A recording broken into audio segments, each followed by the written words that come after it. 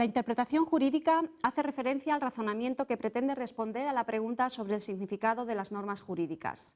Podemos distinguir tres grandes teorías sobre la interpretación jurídica desde el siglo XIX en adelante. Una teoría objetivista o cognoscitiva, una teoría subjetivista o escéptica y una teoría intermedia o mixta.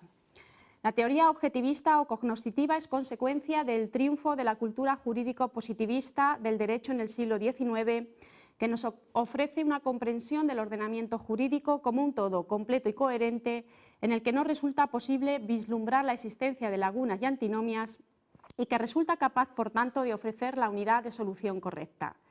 En este momento se entiende que la solución aparece completamente predeterminada por el derecho existente y que el intérprete únicamente realiza una actividad descriptiva sin poner nada de su parte.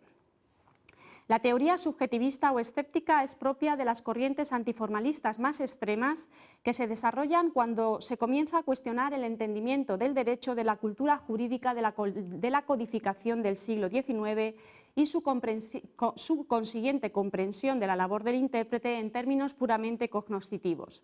A partir del último tercio del siglo XIX aparecen toda una serie de corrientes antiformalistas que sostienen que el derecho no es completo ni coherente, que no es capaz de garantizar la unidad de respuesta correcta y que su acto de aplicación no aparece predeterminado en todos sus extremos, de tal forma que la interpretación jurídica consistiría en la adopción por parte del intérprete de una decisión subjetiva e ideológicamente condicionada sobre el significado de un texto normativo. Aunque habría que puntualizar que la mayoría de las tesis de la llamada revuelta contra el formalismo no desacreditan completamente el derecho, ya que se limitan a recomendar el recurso puntual o excepcional a elementos extrasistemáticos. Probablemente esta crítica antiformalista contra las tesis formalistas positivistas del siglo XIX incentivó el desarrollo de una reflexión que condujo a la aparición de las tesis positivistas moderadas durante la primera mitad del siglo XX. Estas últimas rechazaron frente al positivismo primigenio los dogmas de la completitud y la coherencia del ordenamiento jurídico y de la unidad de solución correcta.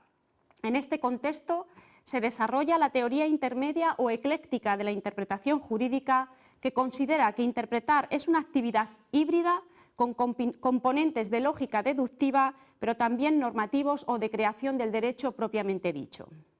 Posiblemente no erramos si afirmamos que el constitucionalismo de la segunda mitad del siglo XX ha reforzado la teoría intermedia de la interpretación jurídica. La validez democrática de los textos constitucionales, su estructura abierta y contenidos sustantivos fundamentalmente principiales y tendencialmente contradictorios, pero relacionados por el principio de igualdad jerárquica, conducen a que el intérprete del texto constitucional disponga de un mayor margen de discrecionalidad cuando intenta dotar de significado al mismo. En todo caso, defender una teoría intermedia y rechazar la comprensión de la interpretación jurídica como una actividad exclusivamente cognoscitiva no implica necesariamente defender un modelo activista e incontrolado del intérprete del derecho.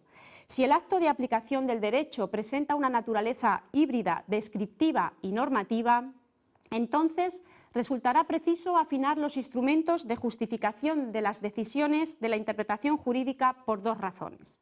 En primer lugar, para legitimar la actividad del intérprete y, en segundo lugar, para garantizar la previsibilidad en la aplicación del derecho y con ello el principio de seguridad jurídica, que es básico en el Estado de Derecho. En la actualidad, el artículo 3.1 del Código Civil enumera los métodos tradicionales de la interpretación jurídica o reglas de interpretación: interpretación literal o gramatical, lógico-sistemática, teleológica o finalista, histórica. En concreto, este precepto establece que las normas se interpretarán según el sentido propio de las palabras, en relación con el contexto, los antecedentes históricos y legislativos y la realidad social del tiempo en que han de ser aplicadas, atendiendo fundamentalmente al espíritu y finalidad de aquellas. Pero estos criterios tradicionales de la interpretación jurídica que enuncia el artículo 3.1 del Código Civil no son los únicos. Es más, ni siquiera son protagonistas en el campo de la interpretación constitucional, habida cuenta la especificidad de la norma constitucional. La utilización de principios, sobre todo en las normas de derechos fundamentales de los textos constitucionales, requiere de la utilización de razonamientos compositivos y alejados de los razonamientos exclusivamente deductivos de la subsunción lógica. Los criterios tradicionales de la interpretación jurídica pueden y deben, cuando sea posible, ser empleados para resolver los problemas que plantea la interpretación constitucional. Pero la interpretación constitucional no se agota en su aplicación. Existen criterios específicos para afrontar esta complejísima tarea de la interpretación constitucional. Algunos de ellos, los menos, se explicitan en la propia norma constitucional. Así, el enunciado 10.2 de la Constitución española consagra la interpretación de los derechos fundamentales conforme a los tratados internacionales. Pero en la mayoría de los casos, estos criterios específicos de la interpretación jurídico-constitucional se desprenden implícitamente del texto constitucional y han sido acuñados por el Tribunal Constitucional. Podríamos mencionar, por ejemplo, el principio de unidad de la Constitución, el de concordancia práctica, el de proporcionalidad, el de efectividad del derecho o el principio de interpretación conforme a la Constitución. Por otro lado, la actividad hermenéutica no forma únicamente parte del ejercicio de la función jurisdiccional. Por ello, se ha dicho que, aunque el ejercicio de la función jurisdiccional presupone interpretación, no constituye, sin embargo, ejercicio de función jurisdiccional la interpretación en cuanto tal.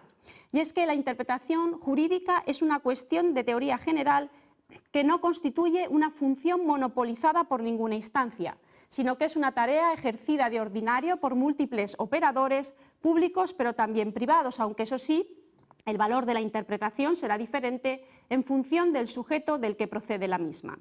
Interpreta el legislador cuando ejerce su función legislativa. Los presidentes de las cámaras interpretan los reglamentos parlamentarios. Interpreta la administración y los jueces y los tribunales cuando aplican derecho. El Ministerio Fiscal interpreta las normas cuya defensa promueve. Interpreta el Tribunal Constitucional, que, como sabemos, es el intérprete supremo de la Constitución.